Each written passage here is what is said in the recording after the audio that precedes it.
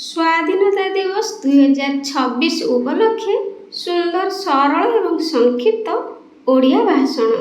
ସମ୍ମାନନୀୟ ସଭାପତି ମହୋଦୟ, ପୂଜ୍ୟ ଗୁରୁଜୀ ଓ ଗୁରୁମା ବୃନ୍ଦ, ଏଠାରେ ଉପସ୍ଥିତ ମୋର ସାନ ବଡ଼ ଭାଇ ଓ ଭଉଣୀମାନେ ଏବଂ ଅତିଥି ଅଭ୍ୟଗଣ, ଆଜିର ଏହି ପବିତ୍ର ସ୍ୱାଧୀନତା ଦିବସରେ ମୋତେ କିଛି କହିବାର ସୁଯୋଗ ମିଳିଥିବାରୁ ମୁଁ ନିଜକୁ ଧନ୍ୟ ମନେ କରୁଛି। ଆଜି ଆମେ ଆମ ଦେଶର 80ତମ ସ୍ୱାଧୀନତା ଦିବସ ପାଳନ କରିବାକୁ ଯାଉଛେ।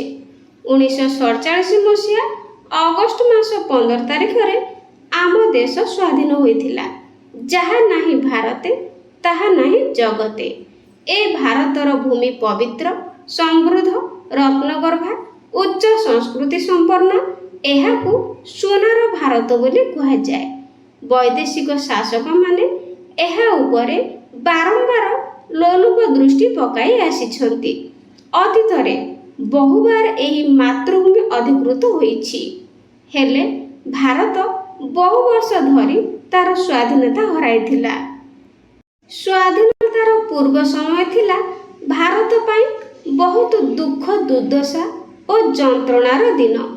ଇଂରେଜମାନେ ବାଣିଜ୍ୟ କରିବାରେ ନାଁରେ ଆସି ଆମ ଦେଶକୁ ଶାସନ କରୁଥିଲେ। ଦେଶର ଧନ ସମ୍ପଦ, ବାଣିଜ୍ୟ ଦ୍ରବ୍ୟ ଲୁଟି ନେଉଥିଲେ। ପ୍ରତିବାଦ କଲେ ଲାଠି ପ୍ରହାର, ଗୁଳିମାଡ଼, ଜେଲ ଦଣ୍ଡ, ଫାଶୀ ଖୁଣ୍ଟରେ ଝୁଲିବାକୁ ପଡୁଥିଲା। ତା ସତ୍ତ୍ୱେ ଆମ ଦେଶର ସାହସୀ ଦେଶପ୍ରେମୀ ମାତୃଭୂମିକୁ ଇଂରେଜ ଶାସନରୁ ମୁକ୍ତ କରିବା ପାଇଁ ବ୍ରିଟିଶ ଫୌଜ ଆଗରେ ଠିଆ ହୋଇଥିଲେ।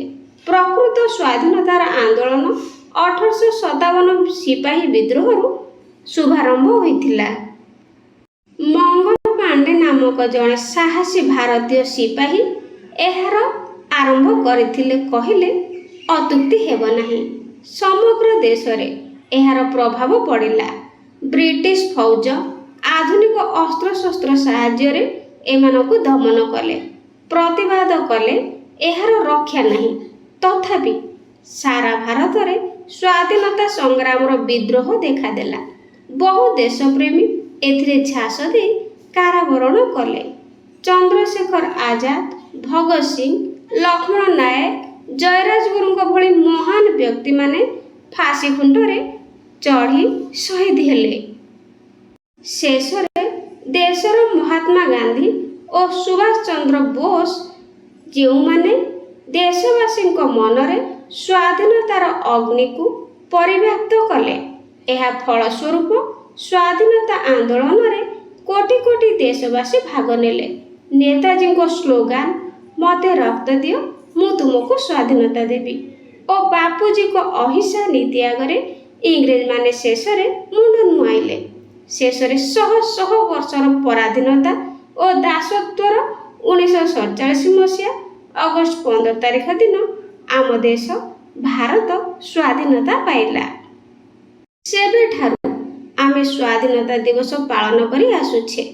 ଏହି ଦିବସ ପାଳନ କରିବା ଦ୍ୱାରା ଭାରତବର୍ଷକୁ ସ୍ୱାଧୀନ କରିଥିବା ନେତାମାନଙ୍କ ସାହସ ଓ ତ୍ୟାଗ ବିଷୟରେ ମନେ ପଡ଼ିଥାଏ।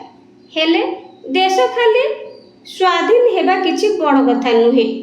ଏବେ ଆମର କର୍ତ୍ତବ୍ୟ ଆମ ସ୍ୱାଧୀନତା ସଂଗ୍ରାମୀମାନଙ୍କର ବଳିଦାନ ଫଳରେ ମିଳିଥିବା ଏହି ସ୍ୱତନ୍ତ୍ର ଦେଶର ସୁରକ୍ଷା ଓ ସମୃଦ୍ଧିରେ ନିଜକୁ ନିୟୋଜିତ କରିବା। ମୁଁ ଏତିକି କହି ମୋର ବକ୍ତବ୍ୟ ଶେଷ କରୁଛି।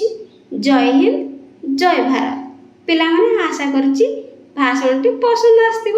ତେବେ କମେଣ୍ଟରେ ଜୟ ହିନ୍ଦ ନିଶ୍ଚିତ ଲେଖିବେ। Thank you.